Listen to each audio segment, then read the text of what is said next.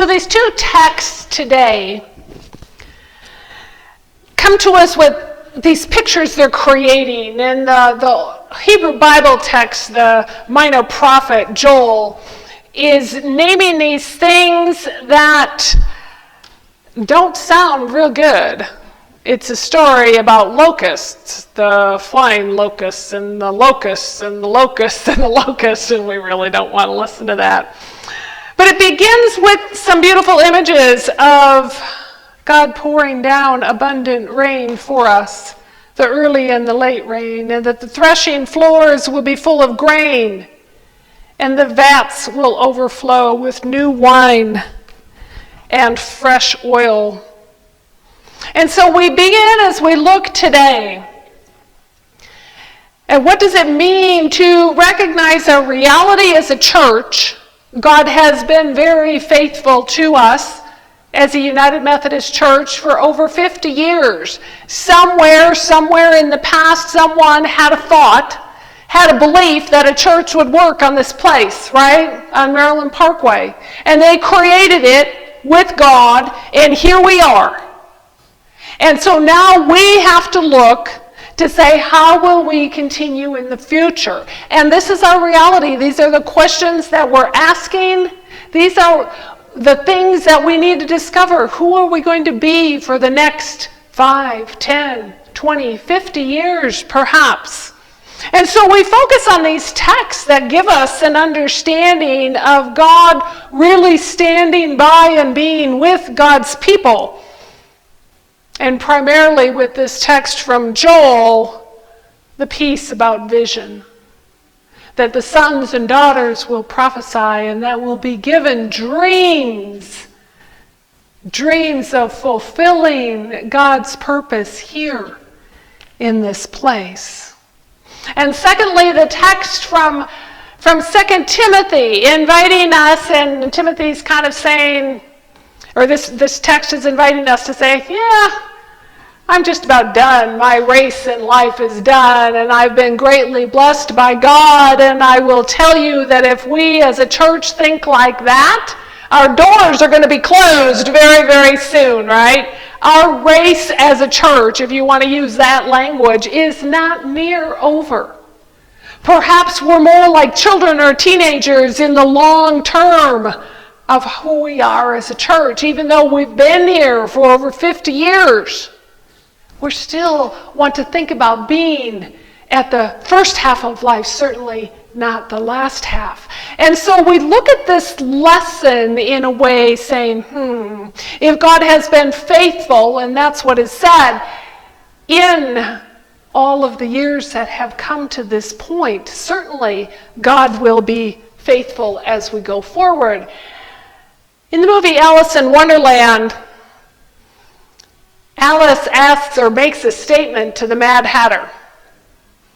She says, "This is impossible."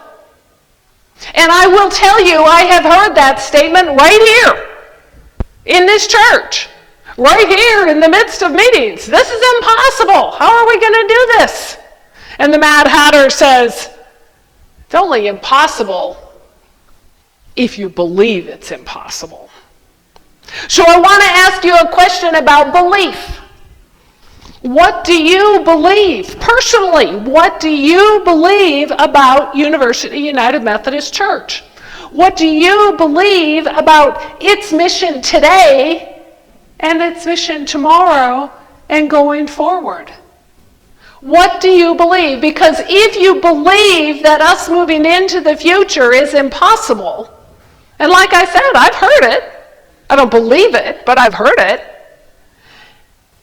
Then that is what's going to happen.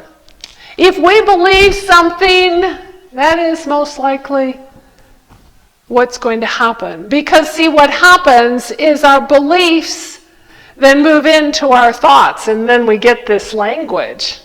Oh, I think that's impossible. And yet we know with God that nothing is impossible, right?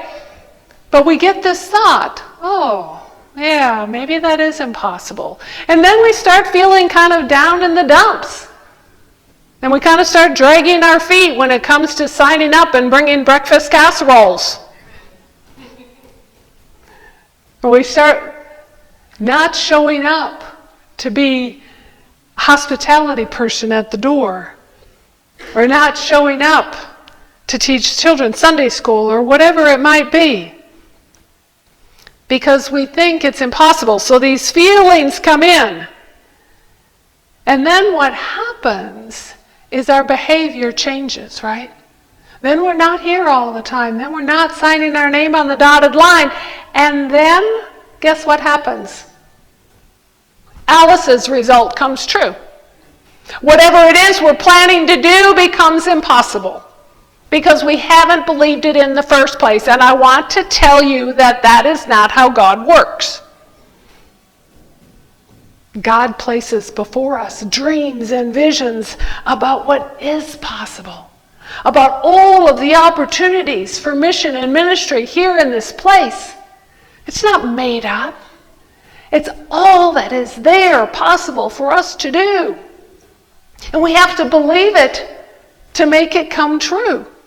We are the hands and feet of Christ. We are the ones that make all of that possible with God. So we really need to be conscious, if you will, awakened to what we believe. And that's kind of what this letter to Timothy is doing. Waking up to the fact that for us, the race is not over. So instead of thinking what can't be done, can we think what can be done? How can it work for us? What can work for us? You see, there are a couple of great things around here. One, for those of you that don't know this, we have no debt as a church. Do you know how many churches would love to have no debt? We have land. We have nearly 4 acres sitting on this corner. We have buildings. Some of them work better than others, but that's okay. We have lots of space. And we have people who love Jesus. Why wouldn't we think that it's possible to turn a corner into 2020 and the future? It can work with belief. We need you. We need your heart. We need your voice. We need your courage. We need your joy. We need your creativity and your compassion. We need your gifts. And we need your faith. The reality is we need to change and we need to grow. That's where we are in our life's history.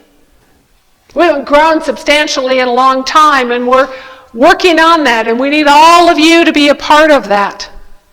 We need to change and we need to grow. But we are worthy of God's dreams. That is for sure. But we have to do the work. And we have to then also, as a part of that, let go of some things that aren't serving their purpose anymore. I mentioned earlier there's some changes with what's happening with what was the Halloween trunk or treat into Family Fall Festival. That's one of those changes. I had a seminary professor, Tom Troger was his name. He was the preaching professor at ILEF when I was there. And he wrote a book, and he told a story in the book, and we heard it often in classes, about the red horsehair couch.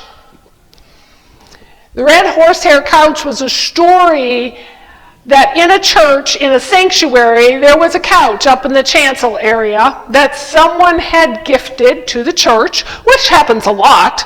Most of those couches end up in the youth room, but that's a whole other story.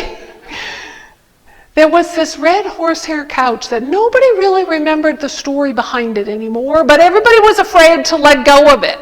But it was a sore spot for anybody who was in that chancel area. Because if you know anything about horsehair when it's been turned into furniture, it's scratchy and it's itchy and it doesn't feel very good. So anybody that came in contact with that red horsehair couch disliked it immensely. And yet it was one of those things that they just weren't able to get rid of. Until they finally came to the realization that to make change, to move toward God's vision and dream for them, That horsehair couch had to go. Oh, you know how hard it is to change tradition in a church? Well, that's where we are. That is part of our reality. We are changing traditions, and nothing can be a sacred cow like that red horsehair couch, which means everything is being questioned. From worship times, worship spaces, to children's Sunday school, to the way that fellowship happens, to all of the mission and ministry areas of the church, nothing can become a red horsehair couch to us. Because that isn't, I believe, how God works with us. God is always inviting the new, the change, the winds of the Spirit come. And every day we have breath is different, right? Every day is new. Why on earth would we hold on to things that are no longer serving us? And so that's part of our reality. In the midst of change is where we are. But remember, if we believe that change is possible, if we believe God is unfolding a future for us, then this is all good. Then this is all really, really good. Our race here at university is certainly not finished. We're beginning new things. You see the Spark banners behind me. Spark and Flame, a kickoff of it for pop-up ministries. All kinds of possibilities that haven't even been dreamed about yet. Dreaming about hospitality and welcoming, and how can we really step up our game and do that with excellence and purpose. And our caring team, as we develop and unfold caring for folks, no matter what's happening in their lives, if they've had the loss of a loved one, or if they're experiencing trauma, or if they've had a diagnosis that's difficult to deal with, or just a surgery in the midst of a family. We have just many, many beginnings of new things. But we are called in the midst of that to be servants of Christ. To be servants who will reinforce what we truly believe. Not reinforce that which we need to let go of, but reinforce making things new. What if we asked the question, or finish the statement, wouldn't it be cool if? Oh, what would that look like? Wouldn't it be cool if? The possibilities, because of God, are endless. The ways that we can share and transform the world right here, one person at a time, right in our community, are endless. Wouldn't it be cool if? There's only one thing in the midst of all of the change that we need to be certain about, and that is the unbounded love of God for us. That's it. That's the center focus. And if we can wrap everything we do around that, then we are able to move as servants of Christ into our future. We can dream the dreams and have the visions that are forged in our heart, that the Spirit is lighting a flame, sparking, as Pastor Samara says, a movement in our very midst. There's one other thing that's absolutely certain in this, and that this doesn't happen by snapping our fingers, this vision and fulfilling God's dream for us. Clarity comes by engaging in the activities, not by thinking about them. Remember, I talked about here's the belief and then this is what we think. And we spend an awful lot of time, all of us do, in our thoughts, thinking out this, trying to solve this, thinking about this. But nothing is resolved by our thinking. Nothing is changed by our thinking, although that's a part of the process. Where the real change happens is when we engage and we're actively doing something. So no matter how you serve as Christ, that's our mission, to actively do something. Remember that race? Ours isn't done. We're in the middle of the course somewhere, and we have to keep moving. We have to keep running. We have to be ever present to the movement of the Spirit. That listening, those nudges that say, I need to sign up to bring a breakfast casserole. Or I need to sign up to teach children Sunday school. Or I need to sign up to drive the youth. Or to be a part of a caring team to check in on our elderly and those who are unable to get here this week. Action.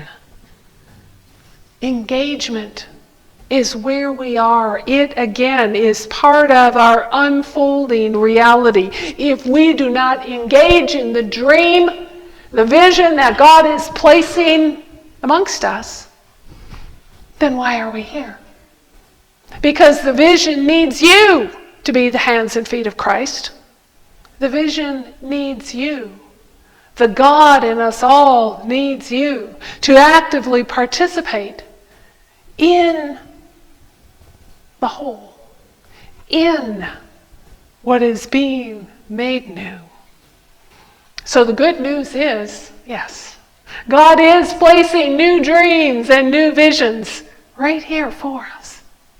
And we have to be the ones, and I say we collectively, not for Pastor Samara and myself, but all of you, to find your place, to discover your way, to be the servant that's still running the race, that's seeing the dreams, that isn't believing Alice in Wonderland that something is impossible, but believing that it is because of who Christ is, because of who God is with that unbounded love in your life. And so may it be so this week that you look at what your own beliefs are. Do you believe we have a future? That's a big question, folks. And how will you be a part of that future? Possibilities are endless. And the race is just begun. Amen.